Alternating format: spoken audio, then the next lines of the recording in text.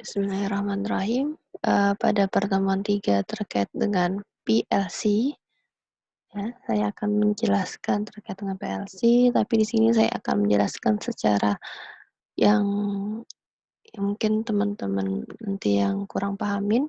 Untuk penjelasan, kalau ada pertanyaan, silahkan disampaikan, ditanyakan di grup. PLC. Jadi bentuk PLC seperti ini. Kalau teman-teman berada di lab di 201, semua PLC ada di sana. Ya, dari lemari sampai di rak-rak sampai di meja, itu semua adalah peralatan PLC. Apa itu PLC? PLC sebenarnya akan menggantikan dari relay, ya. Walaupun relay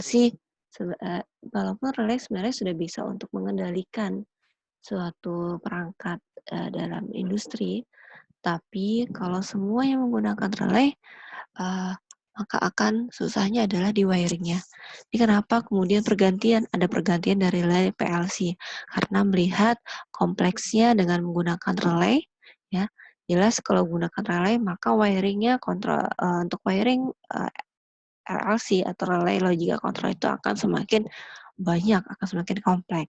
Sehingga kemudian orang membuat mendapatkan penemuan yaitu PLC, Programmable Logic Control.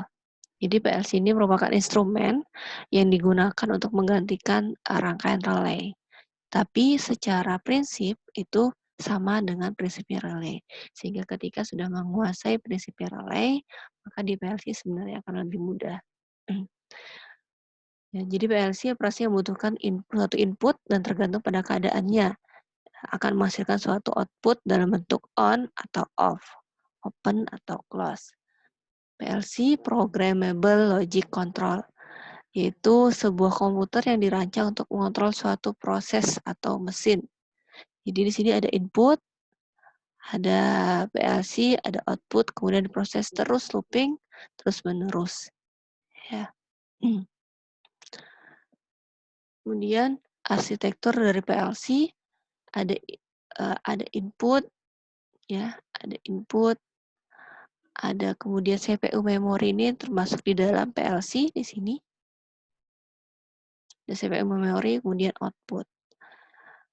Ya, dan di dalam CPU memori itu ada internal relay. Jadi internal relay itu logikanya tidak ada wujud secara langsung. Kalau di PLC langsung relay. Ya, di sini kemudian ada counter, ada output relay, penyimpan data, timer, ya, sama internal utility relay. Jadi elemen PLC, input relay, internal utility relay, counter. Nah, itu sifatnya kita bisa mengendalikan di dalam PLC tersebut, timer, ya. Nah, cara kerjanya, karena ini juga menggunakan program, tapi programnya menggunakan ladder, maka kita bisa mengecek status dari input. Kemudian dari input itu kita eksekusi programnya, update status outputnya, dan akan looping terus-menerus, ya.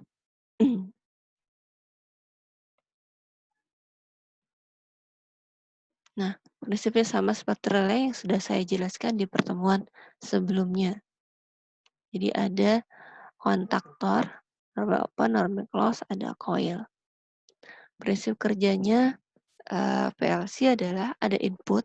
Ini adalah perangkat input, ya, perangkat input, push button, sensor, saklar, seperti itu.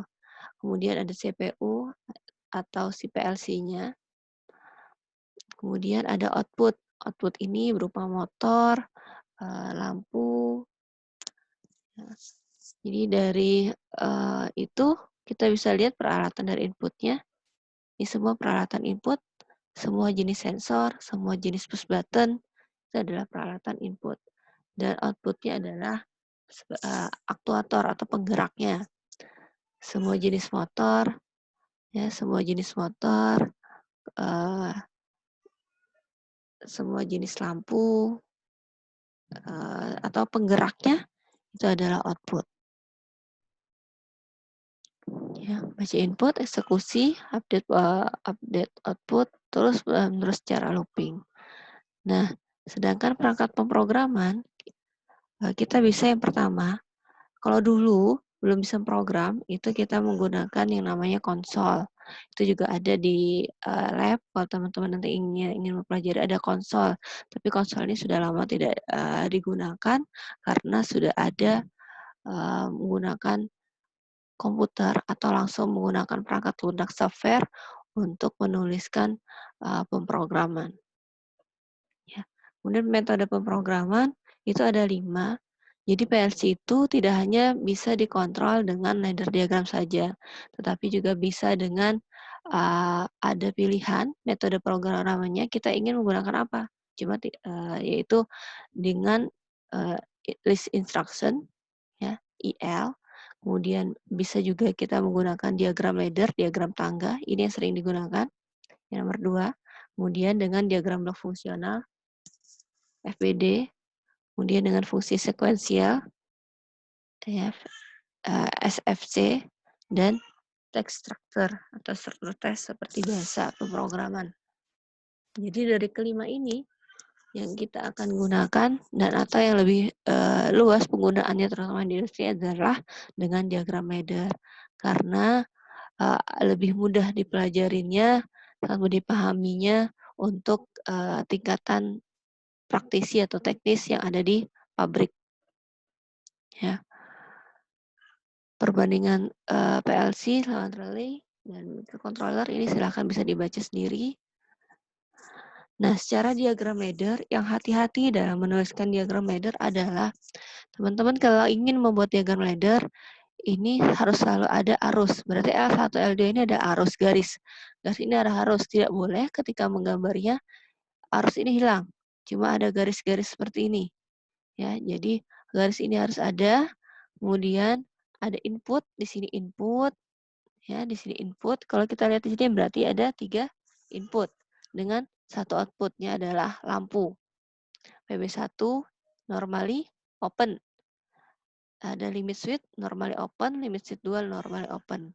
Ya, di sini adalah listrik untuk AC, AC plus minusnya di sini output. Jadi hati-hati ketika menggambarkan ladder, ya menggunakan diagram gambar ladder, ini harus benar. Dan ini terkait dengan simbol elektroniknya. Jadi ada simbol push button di sini, ada simbol limit switch, ada simbol lampu.